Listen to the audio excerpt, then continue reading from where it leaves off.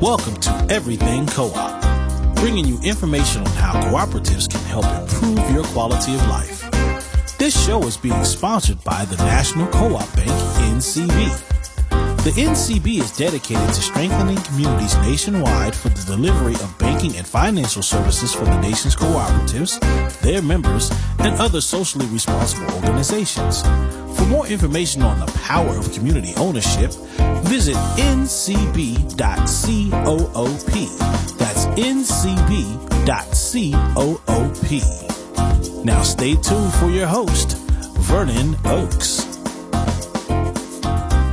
Good morning, everybody. This is Vernon Oakes. Welcome to Everything Cooperative. It's beautiful Thursday morning. Sun's up in D.C. And we have Dãnia Davy on the line with us this morning. Good morning, Dãnia. Good morning. And where are you? What part of the world are you in today? I am in Marietta, Georgia today.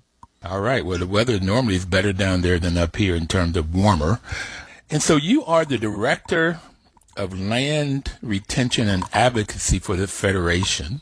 And I want to talk to you about that, but I really want to first start talking about that this is Black History Month that we're celebrating, and the theme this year is health and wellness, the importance of health and wellness for the Black community. So I want to talk to you about that first. So what is your educational background? So let me start with saying that I used to be on a Black History Month quiz bowl as a child. So Black History Month is a really big time of year for me and my family. And I love studying about Black history. In college, I actually double majored in Africana Studies and community health because I was really interested in racial disparities and health outcomes. Well, you're perfect for this conversation today, then. Community health. And racial outcome. Okay, so what are the outcomes of race, the determinants of, not race, the determinants of health? So there are different factors that are considered the social determinants of health, and those include things like economic stability, education, access to quality education, access to health care, access to the things that, the things that allow you to make good choices. So the things that are in your community, the built environment. And I think a lot of times people focus on individual choices, but policy, social policy really does play a huge role in health outcomes. So what are some individual choices that people talk about? I already know them because I've been fighting weight all of my life, but okay. Exactly. So weight is a great example because, we hear about racial disparities in terms of, the diet related illnesses. So that kind of puts the focus on the individual choices. People not eating healthy fruits and vegetables, people choosing instead processed, fast, quick and easy foods that are heavily chemically derived food products. And I think there's a lot of emphasis on individual choices and less so the things that are a part of our built environment, a part of our communities, whether or not you have access to safe places to walk, whether or not you have access to things that you could buy affordably to have healthy food in your home. So I got that most of the time we talk about individual choices, and that is how much you weigh, what you eat, whether you drink alcohol, take drugs, smoke tobacco, all of those things that individuals can choose to do or not do. Okay. So now you're talking about the social determinants, environmental determinants, there's other kinds of things. So can you speak a little bit more like what is that when you talk about community health? What are those social determinants? And policy making. Yeah. Okay. Yeah. Go ahead. Where would you like me to start? Policy. Policy. Great question, because the Farm Bill is coming up for 2023, and that is the second largest omnibus bill after our defense bill. And that Farm Bill affects just about everything related to our access to food. And it's one thing that I don't think our community gets a lot of information around.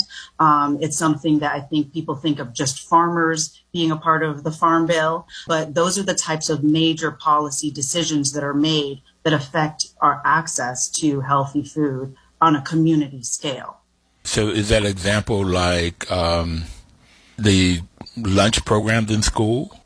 Exactly. So, all of the different waiver programs that, whether or not the vouchers that you have food stamp type programs allow you to use those points at a farmer's market or in an organic market like Whole Foods, or whether you're just limited to a local, gas station bodega place where you might only be able to get milk and bread, some of the basic staples, but not necessarily the things that are the most nutritious for a healthy diet. So I like to talk about food co-ops, because food co-ops are one of the first ones that start talking about these natural kinds of things, like putting measurements on the food that you buy so you know what's in that content. So going and finding your food co-op and buying from there, getting nutritional foods.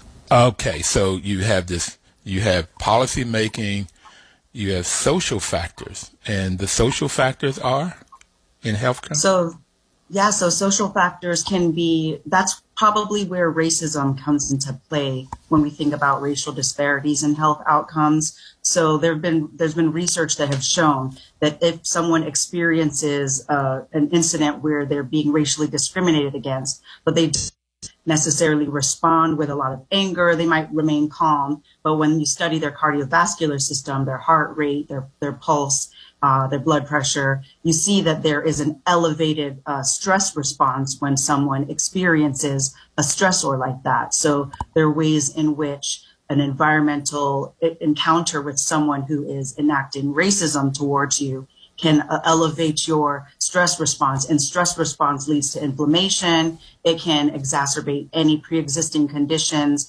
any of the longer term, chronic illnesses.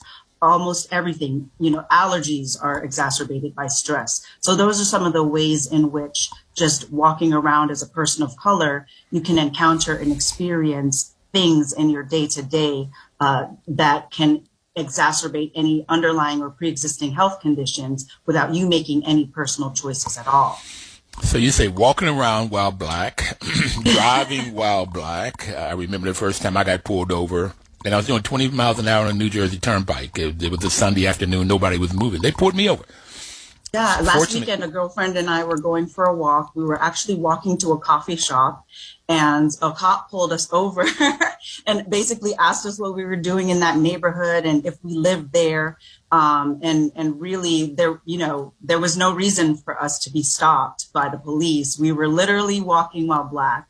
And then we had a conversation walking back to our cars about that really only happened to us because we were black and happened to be doing something healthy. We were going for a walk, right? So we were making a healthy choice, but then we got the stress. You in an affluent neighborhood? Why are you in this neighborhood makes me think that? We were in probably a white neighborhood. I wouldn't say affluent because that's regardless of race, but I think that this particular neighborhood was predominantly white. Okay. Walking while black, driving while black, watching birds while black, sleeping while black, any kind of thing can cause this stress to come up or cause you death. Jogging in the wrong neighborhood while black, going to the store and getting some candy and walking back. So, are you going to the coffee shop? All of these are stressors. And it's amazing that we don't even understand how that stress affects us, because we may take it like, it's just everyday kinds of things. We're black in America. That happens. How do they measure that stress on your health, on your heart? Is there such a thing? So in studies and research settings, they will kind of create the conditions by which someone experiences that. And then there'll be scientists that are there and doctors that are there measuring the cardiovascular response. But I think on a societal level, we see that showing up primarily in our racial disparities in health outcomes, because when you control for things like someone's education level, someone's, income, and you see that there are persisting racial disparities, that kind of indicates that there's something more than individual choice, that's something more than one individual neighborhood. That's a structural institutional problem when you see those persistent racial disparities in health outcomes, which we see in just about every type of illness or disease you can measure. There are those persistent racial disparities in health outcomes. So in my family, it is diabetes and hypertension, and next is alcoholism or drug addictions would be in there also. And I think they all play on each other in terms of poor health conditions. But at 55, I think they diagnosed me with diabetes, and I was angry because I started working on choice. I started working on what I was eating and exercise and all of that probably at age 25. And so I'd been working on this for 30 years, and I still turned out to be diabetic.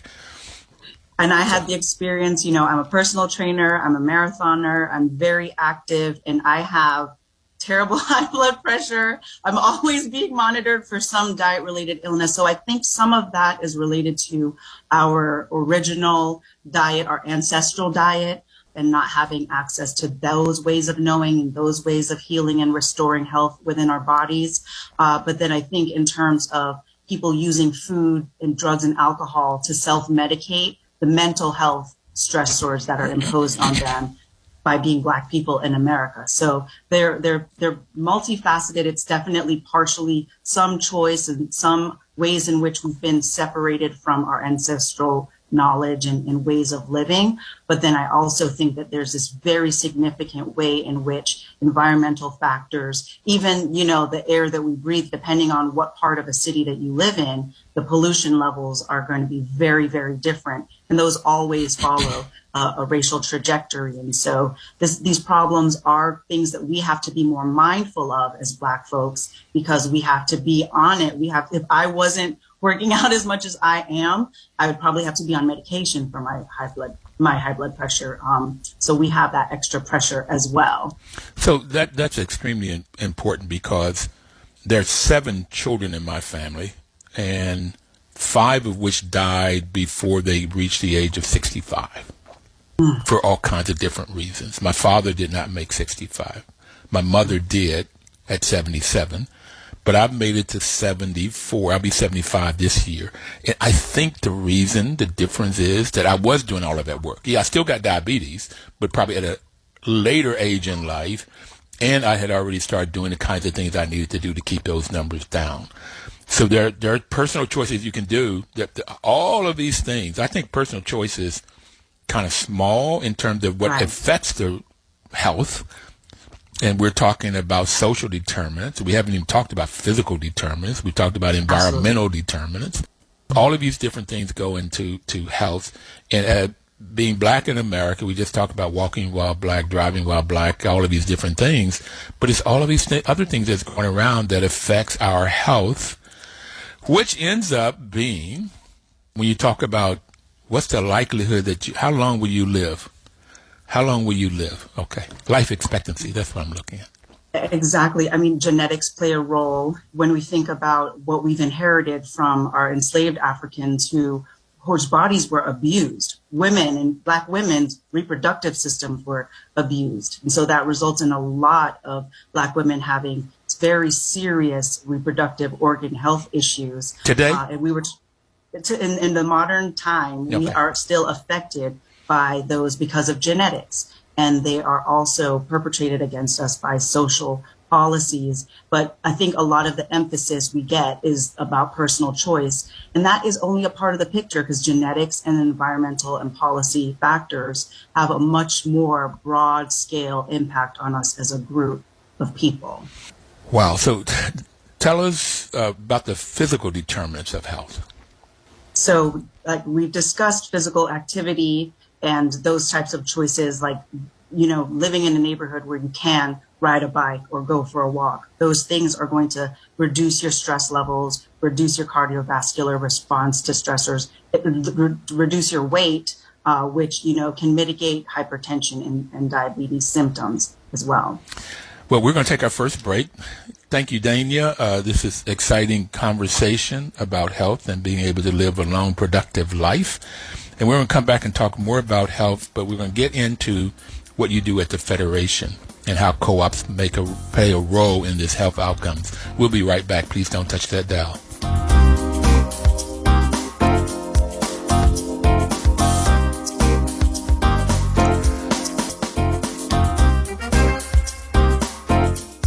Your news talk station. Welcome back, everybody. This is Vernon Oaks, and the program is Everything Co-op. We have Dãnia Davy on the line with us this morning. She She deals with land with the Federation of Southern Co-ops, but her background is in health and Afro-American studies, Africana studies. So we've been talking about health since this year, for Black History Month. It is the importance of health and wellness to us Black folk. And so we've been talking about all of the determinants. And, it really struck me, Dãnia, that when COVID hit, they talked about pre-existing conditions. And I knew it was going to hit our community really, really harsh, this COVID thing, because of pre-existing conditions. But those pre-existing conditions are what we've been talking about, these determinants. Before we talk about COVID or anything there, I wanted to go back to these physical determinants. What are kinds of things in a community helps to increase the health or deter the health? And in our case, more often it deters the health, the physical conditions. That's a great question, and it kind of ties into my journey from community health to the Federation. But the built environment plays a significant role in our health quality. And so when you're thinking about the built environment, you're thinking about roads, transportation, the actual physical health of a building. For example, if you're in a rural community, you may not have safe transportation options to get you to a health clinic or a hospital in case of a health emergency. You may not have safe pathways to walk in your area, and as well as the structural integrity of the homes or the buildings that children attend school in. They might not be up to the standards that can make sure, the ventilation systems in the buildings, what types of paint was used when that building was being put up. And so those are the types of things that we see, folks have increased asthma, increased allergies, increased respiratory illness as a byproduct of the health of the housing stock that they can afford and have access to. So those are the ways in which the physical built environment, while you're sleeping and breathing and eating, can be detrimentally impacting your pre-existing conditions, causing conditions that would make you more susceptible to death when faced with an illness like COVID. And that gets to Flint, Michigan with the lead in the water. Absolutely, okay. Absolutely. Built conditions. And that lead can really play a lot of havoc for a young person their whole life if they get lit, then affecting the brain. Yeah, it's terrible. Even like if you live in a home that your landlord won't do proper pest management, and then there are, pests in and around the home. We know a lot of children who suffer from asthma end up hospitalized because of things like, pest management, poor pest management. Roaches and rats. Okay, I got you. Okay. Because they, women are mainly scared of rats and stuff, but it's the fear that when they leave their fecal matter around, the roaches and the rats, it just creates all kinds of havoc in the system. Yeah. Exactly. Rats carry diseases. Rats carried pandemics around the world. So we have ways of knowing how to keep ourselves healthy and whole. And then it just seems that policies and practices that won't acknowledge our basic humanity. There was a study done on residents in medical school, and they actually thought Black women had a stronger ability to respond to pain. So their pain management that they would prescribe if they had a patient that was a Black woman saying that she has a level 5 pain would be less than a white woman saying that she has level 5 pain, because these medical students genuinely thought that Black people had a better ability or capacity to suffer and endure pain. And that's those are the people that are practicing medicine, about to start practicing medicine, having those views. And I think that we really need to address in medical education as well as policy making the importance of the role that those things play in our lives.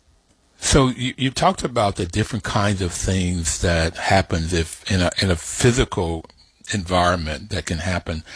But there's one, I heard a gentleman say that a house is to a family what a bowl is to baking a cake. And he went on to say that if you're baking a cake and you crack open 2 eggs and you don't have a bowl to put it in, you just crack them and blah, and then you put some sugar on it and you put some flour on it and vanilla and whatever, all those ingredients. And he said, what do you end up with? And the audience said, a mess. He said, that's exactly what you have if you have a family without a home. You end up with a mess. There's no safety. There's no place to do the homework. There's no place to have meals where you can talk. The enclosure of a family to grow a family, you don't have it, and you end up with all of these determinants to good health. Right, and we saw it during COVID where, information around testing sites, information around where you could get a vaccination, where there were hospitals that had open beds. Those were by and large accessible online. And we have communities that are housing insecure or homeless, and they don't have access to internet. In the rural communities, a lot of people don't have access to the internet. And so there are ways in which there's all this modernization that's supposed to be giving people better access to information that can help them make choices around their health. And there are broad, huge parts of our country that just are being left behind and completely left out of that progress. So that is exactly correct, particularly the broadband issue. And the final one that I want to talk to you about or get you to talk to us about is, what about just having ability to get to a doctor, to get to a hospital? Absolutely. And during COVID, another big push was around telemedicine. And that goes into the same issue. But, one of the things that the Federation has as a part of our housing development in Alabama is a community health clinic. And we've been doing a lot of work to think about how to have cooperatively owned clinics that are local and accessible, that folks can, walk to, that's in walking distance, because transportation is a huge issue in rural communities. But then also we need medical providers who are willing to reside in communities that are underserved and being excluded from access to fundamental health. COVID really highlighted all the gaps in our health system and our public health mechanisms that resulted in the death rates and discrepancies and disparities that we all saw as a nation. Well, so too often health clinics and hospitals are owned by private individuals, and they're there to make money. Okay, and that's the problem with the capitalistic model. They're there to make money. Providing health is a side effect.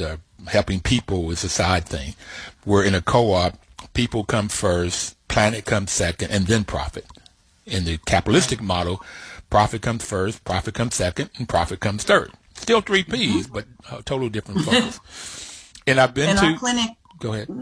I was just going to say, and our clinic has now, fitness equipment, because our clinic is really focused on making those healthy choices that you have control over to improve your odds if you are diagnosed with something that you might not have as much control over. And so the clinic is really responsive because it's community owned, and community decision making goes into what does health mean to our community. That's a very different model than just wanting to get prescriptions from doctors. There's a model that non-cooperative health facilities have a very paternalistic relationship where doctors just dole out recommendations and dole out medications. But when a community that has a cooperatively owned clinic, those decisions are going to be a lot more responsive to the ways in which that community envisions health and manages their health outcomes. So the patients own the clinic. And so all of the policies around what the clinic does is what the patients say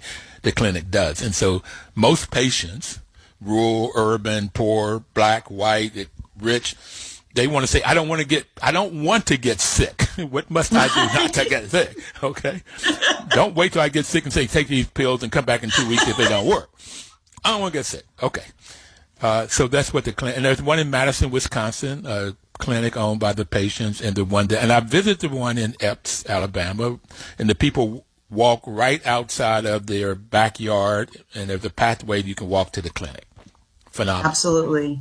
It's almost like, for me, that's what really community economic wellness looks like. It looks like a whole community taking charge of the decisions that benefit the entire community. And that eliminates this transportation issue. It eliminates this dependency on insurance, which a lot of people don't have access to, and also the dependency on prescription medication, which a lot of people just cannot afford. And so I think that cooperatives can solve a lot of the problems that we saw highlighted through our health disparities during COVID. Phenomenal. The community right around their clinic is low income, probably very low, because they're a project-based Section 8 community, so it's very low income, the people. And then to have good to great health clinic, it can be done. Yeah. Absolutely. And you all are doing it. Do you have any sense that you would make create any other clinics in the other 13 states that the Federation are in? I think it's a great aspiration, and there are things that we want to do to expand the services of our existing clinic. I think that the future of America, what we've learned from this COVID pandemic, is that cooperatives are going to solve a lot of the local rural problems and urban problems. But our focus is on, using the successful models, and trying to replicate those in underserved communities wherever we have a footprint.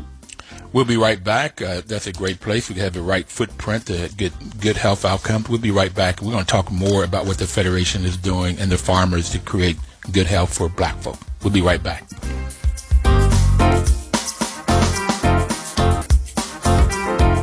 Welcome back, everybody. This is Vernon Oaks, and the program is Everything Cooperative. We have Dãnia Davy on the line with us this morning. She's the director of Land Retention and Advocacy for the Federation of Southern Co-ops. We've been talking about the health outcomes in Black communities particularly, in the U.S. overall. But we're going to go and talk about the Federation of Southern Co-ops. Dãnia, can you give us a brief history of the Federation? Sure. I love talking about the Federation's history, and I think it's very timely in Black History Month to celebrate the Federation, because what it represents is coming at the intersection of the Black cooperative development movement and the civil rights movement, and thinking 22 cooperatively owned Black-owned businesses, thinking about another path, another way that can have us take control over our community resources, have ownership decision-making over our resources, and not relying on the government to come up with those solutions for us. And so these 22 cooperative owned businesses came together and decided that they wanted to, expand cooperative businesses throughout the South as a way to improve Black wealth and community ownership over local resources. Okay. And that was in 1967, if my memory goes That's correctly. Right in the height of the civil rights movement. John Lewis was very much a part of that. So how many co-ops are there now? There were 22 to start with. Oh, that's a great question. There are hundreds now, because most of our cooperatives are credit unions and farmer cooperatives. But we're in states from South Carolina all the way across to Texas. And we're constantly adding new cooperatives. Our most recent cooperative that's being developed is in Texas, and it's a fisher folk cooperative to give the fisher folk control over dock space and the resources that they need for their livelihood. So we have all different types of cooperatives that are members of the Federation, although we're most known for our farmer cooperatives. Okay, so how many acres of land did Blacks own in 1920 or approximately? So at the height of Black land ownership, that was around 1910, there were about 15 million acres of Black owned land, according to the U.S. Census of Agriculture. And how much now? By the 1992 Census of Agriculture, there were approximately 2 million acres of Black owned land. So in 1920, we have about 15 million acres that we owned. And through that 72 years, we had lost 13 million acres. And then we only have 2 million acres. That's right. Okay. And I understand there was a lot of ways that we lost it. Some of it most of which was based in discrimination and trying to take over whatever resources we had. There's some white person or persons that wanted what we had, and they would go and make policy or do things that they could get this land. So my introduction to this as a child was the movie Rosewood. I grew up in Florida. And so if you haven't seen that movie, I highly recommend that you see it. But when I was at the lynching memorial this summer, I was just, taken aback by all of the reasons that our community was devastated and decimated by the practice of white supremacist lynching. And one that really stood out to me was a family that was lynched because they refused to give up their farmland. So there was land theft. There were policies and practices put in place, tax foreclosure sales, other types of ways. When Shirley Gerard's, the New Communities Group, they were sold toxic soil that would undermine the quality of the soil on their land. And so there are just a whole host of very direct ways in which the land was stolen and taken. And then there are other ways that we lost it through lack of estate planning, which has resulted in the issue of heirs property. And a lot of families have not been able to get the resources they need to properly manage their heirs property. But we're hoping that with the emergence of the heir property lending program through USDA, a lot more Black families will get access to the necessary legal services to be able to preserve and keep their land and their families. I'm back on Rosewood and lynching. Okay, you going on. Okay. I didn't know if we wanted to dwell in that moment. No, but it is just. But first, where is that? You went to a memorial, lynching memorial. Where is that? It was in Alabama. I'm trying to remember exactly where it was. I'll have to. You can put it in the chat notes when this becomes a podcast. Okay. But it's a part of the it's a part of a civil rights museum. It's west of Birmingham. It's west of Birmingham because I wanted to go, but this past summer I didn't make it. You really need to go. You really need to go because when I think about Rosewood, and I think about how just as a child, I'm not originally from this country. I'm originally from Jamaica, and so that movie to me was one of the first things that really crystallized in my mind what African American communities who tried to just provide for themselves. They really weren't looking to the government for any form of reparations.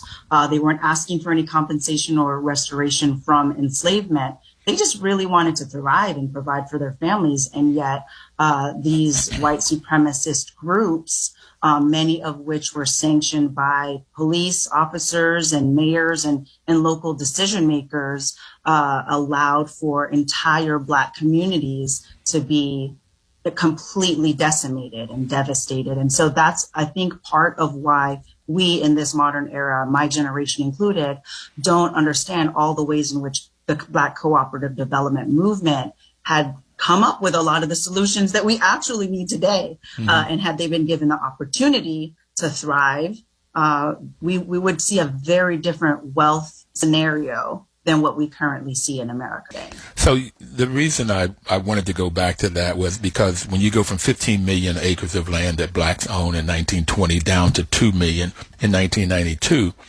there are a lot of ways that they took this land.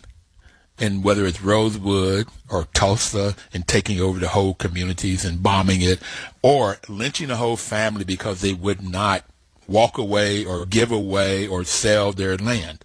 They just take it. And I'll take it by killing you. So that's what they did. Whenever we got something as Black people that somebody white wanted, and the whole, when you talk about policy making, everybody in the process, in the legal process, was on line with, let's take what the Blacks own. Okay. And this individualism concept, the American individualism, it just doesn't work for us as a Black community. We come from a history of community. We come from a history of living in very socially, enmeshed lives. And that's part of why we are able to survive the levels of devastation and destruction. And so I think that was part of the tactic. It was to destabilize our communities so that we couldn't come up with those solutions to recovering from the enslavement issue. And I think that continues today, where whenever there's any discussion about all of the ways in which Black work, Black creativity, Black genius and brilliance built this country, there's always a quick effort to silence. I've just even noticed with this being Black History Month, there just hasn't been as much discussion as I'd like to see in celebration of all the rich and myriad ways in which we've made this country and we've made global wealth truly what it is. I think that there are ways in which the hero idea, this individual champion hero model, is not the truth. The truth is there were so many individual Black people that were working in collaboration, in cooperation to create a new future. And I'm hopeful that we can learn from those lessons to build a better future for America. So talk about heroes. Two of my heroines that at the top of my heroine list is Shirley Gerard. You mentioned her. And my mama. Okay. But Shirley, father got killed when she was 17 as a farmer over a cow. White man killed him over a cow. And she stayed and helped her mother. I met her mother this summer. I had met Shirley once before, but her daughter and her granddaughter. So I met 4 generations, and Shirley's at the top of the list of heroines that just keeps getting back up no matter what. And she said, they will not keep me down. And I don't know if you saw the announcement this morning, but Shirley Gerard, who's also one of my personal heroes, was just named to the Historic Equity Commission by the USDA. And so all of her brilliance and genius is going to play a huge role in shaping the ways in which this Equity Commission identifies opportunities to improve the services that USDA provides to our rural communities. So she continues, even to the present day, even to today, to make Black history. Yes, she's phenomenal, and her family. So we've got to talk about the American Rescue Act and Building Back Better and the role that the Federation is playing in that for Black farmers. So can you give us what's going on in that world? So as it stands, the American Rescue Plan Section 1005 lawsuit that was filed by white farmers saying that their constitutional rights were violated by there being a debt relief program for socially disadvantaged farmers and ranchers, the Federation filed a motion to intervene.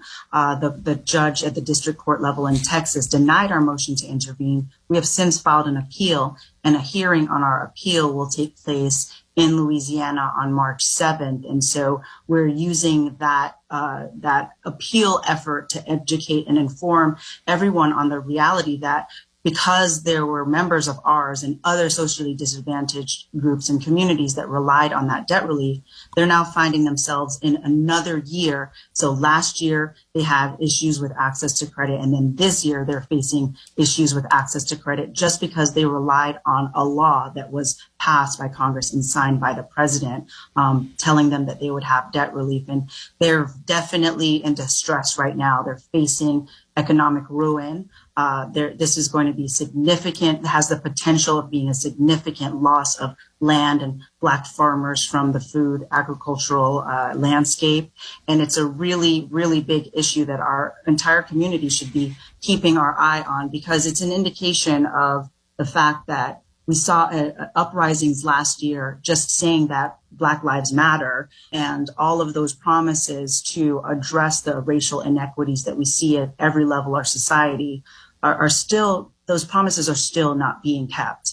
And it's having direct impact on our farmers and their ability to produce that healthy food for their communities and our nation. So let me just get this. Black farmers have been discriminated against since America was formed and before. Okay. Blacks have been discriminated against. Black folks, land has been taken. Some families, as you mentioned, have been lynched because they wanted their land. So you have all of this discrimination. So Biden comes along, his cabinet, and they said, look, with COVID, we've got to do a rescue plan for these people that have, our society has discriminated against from beginning of our society. And then you have some white folks, and they say, what? What do white people, what are they saying, these farmers? So I just want to add to your summary that the COVID relief that was provided to farmers, the overwhelming, over 97% of that went to white farmers.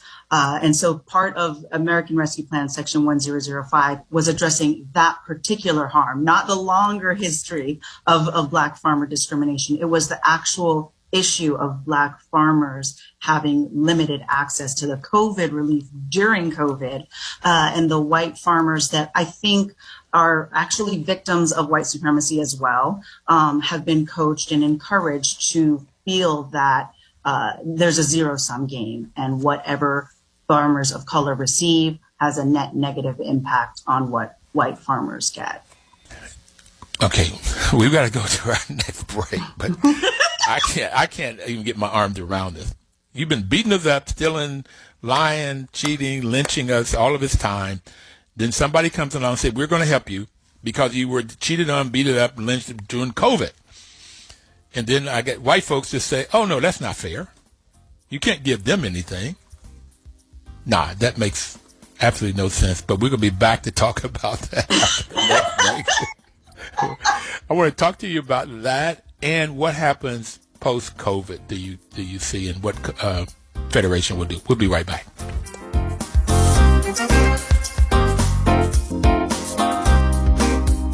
Welcome back, everybody. This is Vernon Oaks, and the program is Everything Cooperative. This program has been on the air a little over 8 years now, about 8.5 years. National Cooperative Bank has been our sponsor. A great friend, Chuck Snyder, passed away this past year.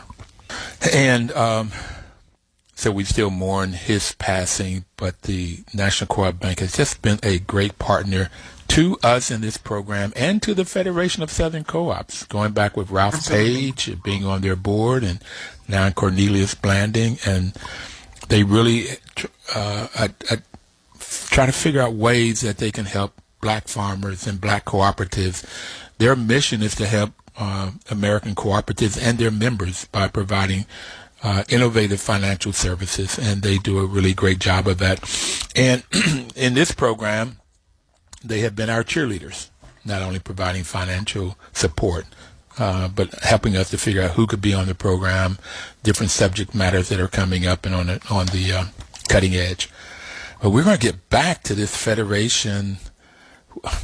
What are you all, you mentioned earlier the kinds of things that you are trying to do to intervene with, I don't know, white folks saying this is anti-discrimination or reverse discrimination or whatever they say, okay, which always floors me with all of the discrimination that they've done. But I can understand it under the context of white supremacy.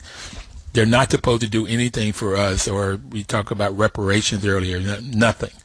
And if we do get ahead, they're going to come in and try to take it. So that's just the norm. I don't understand that one. But what are you, can you tell us again what the Federation is doing to help the Black farmers and other farmers of color that have been discriminated against so long? So as I said, we're trying to intervene in this lawsuit so that we can ensure that the judge hears the evidence of the experiences that our members have faced in just trying to get access to credit so that they can provide for their families and their communities. And in addition to the litigation, we are also in lots of conversations with USDA and elected officials, educating them on the realities of the struggles and the challenges that Black farmers continue to face. A lot of people are thinking that the Pigford litigation was kind of the panacea, the reparations, if you will, for Black farmers enduring institutional discrimination for decades and decades. And so one of the things that we're doing is a Pigford research project, the first ever of its kind, to really get a better sense of what did happen to those families who received any of that class settlement under the Pigford lawsuit, as well as trying to help our members better advocate for themselves in the policy arena through our Federation Advocacy Institute. Okay. So this advocacy is part of your job, to try to make sure that the politicians understand where Black farmers are and try to get the Black farmers to advocate for themselves? That's exactly right. And so one of the tools that we use is our podcast, the Federation Conversation. And so I currently host that, but the hope and the goal is that the members will take more control and ownership over that podcast so that the entire community, the public, as well as elected officials can better understand the ongoing experiences that these communities face and in the struggles that they have to try to form cooperatives in states that don't have appropriate legislation to make that an easy process for the people that are in the communities that we serve. So the point of the Advocacy Institute is it's in line with the cooperative principles that the Federation was founded on and continues to practice. It's really the self-determination and the ownership of the means of change being in the hands of the membership. So it's interesting that when the Federation was birthed in 1967, they were incorporated in D.C. D.C. law under Marion Barry had laws that helped form co-ops, and they couldn't find that in the South anywhere in those 13 states, so they were formed with the D.C. law. Exactly, and a lot of people don't know that we're a foreigner in our own lands. You're a foreign corporation in Georgia, right, in North Carolina, South Carolina, Texas, Louisiana. You're a foreign corporation. Got it. Yeah, because the laws are not there, and it's like white folks don't want us to vote, and they don't want us to be educated. Okay, they don't want us to form co-ops. So anything they don't want is for the betterment of us. Okay, us voting, us getting an education, us forming co-ops is better for us as a whole. Where we learn, and what I like about co-ops too is the fifth principle: education, information, and training. That's in the grain and in the DNA of co-ops is getting education, getting education, getting education. So that's why I love co-ops too. I will add that the National Co-op Bank and NCBA CLUSA, there are definitely lots of white folks who play a huge role in the co-op community of creating space for the Federation and other cooperatives that want to participate in those spaces and have that vision, the cooperative vision for what this country could be like. And I think that we need to uplift those stories more of the ways in which there are allies that understand what it means to pass the mic and what it means to not just take up all of that space, where we definitely do need Black leadership in our communities, and we need Black folks who are the most impacted by those decisions to be a part of those solutions. And that's what I think cooperatives, that's a promise of cooperatives for our communities. And I especially see a lot of promise in our rural communities for cooperatives to be a part of the solution of all of the things that we discussed earlier, all of the social determinants of health, all of the wealth disparities, all of the safety concerns. And I really do think that it integrates us back into a more community-focused ways of knowing and being that are more in line with our ancestral truths. So last week I had Emery Campbell on, who's the Gullah people of South Carolina, St. Helena Islands, Hilton Head, and he was talking about from Sierra Leone, they brought over this community, okay? Ubuntu, I am because Dãnia is, and Dãnia is because I am. And we work together to try to figure out how we lift up each other. And that's where we come out of from Africa. In Southern Africa is Ubuntu also, the same kind of principle. So, yeah, getting back to that, getting back to our roots is what's so important to us. Totally agree with you.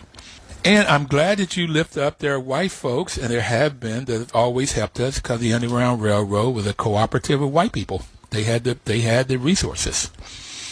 Okay. Absolutely. And even in our efforts to intervene in this lawsuit, one of the coalitions, we're a part of the National Family Farm Coalition. There were white farmers writing op-eds and getting them placed in their local papers, because rural power, I think cooperatives and rural power really scare the status quo and the establishment. Because I think that when Black and white sharecroppers were working together and Black and white farmers were forming unions, that was a direct threat to white supremacist capitalism. And so there's really a direct line between white supremacist capitalism and those symptoms that we were talking about, the race-based ways of treating people, the assumptions about what Black people can endure physically, whether or not we're entitled to anything from our government, whether or not we're entitled to any of the rights of citizenship. There's a direct correlation between white supremacist capitalism and those ways of undermining the success of not just the Black community, but the cooperative promise for the solutions to what ails us as a nation. And I think that we need to have more shows like yours, have more shows like ours that are uplifting those truths and talking to those people that are on the ground, seeing that there is a better way and a better path forward. And some of that comes from looking backward. Yes. We have over 250 shows at our website, www.everything.coop, everything.coop. How do we find out your podcast? So our podcast is called The Federation Conversation, and you can find it on anchor.fm/Federation Conversation. That's ANCHOR .F as in Frank, M as in Mary, /Federation Conversation. Anchoring the boat, FM /Federation Conversation. So what would you like to leave people with? You've said a lot today. It's been phenomenal on health disparities, Black folks, farmers, starting with the health on good food, and all of the different things that some white people, because there's some of them have been very, very helpful throughout the time, abolitionists. So what would you like to leave people with? I'd just like to leave people with thinking about honoring Black History Month. My daughter and I are reading a lot about underknown stories from Black history. And I think that just getting that reminder, I have the luxury of working with an organization that realizes that every individual has a vote, every individual matters. And I really like to read about those women and those people who didn't need the accolades. They didn't need all of the attention or the awards, and their names are not in the history books, but they changed America, and we can too. We can change America. I appreciate that. We really can.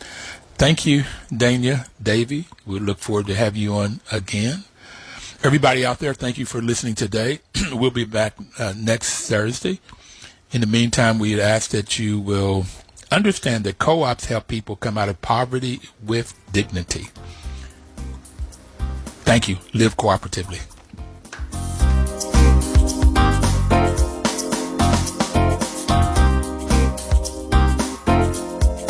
Your news talk station,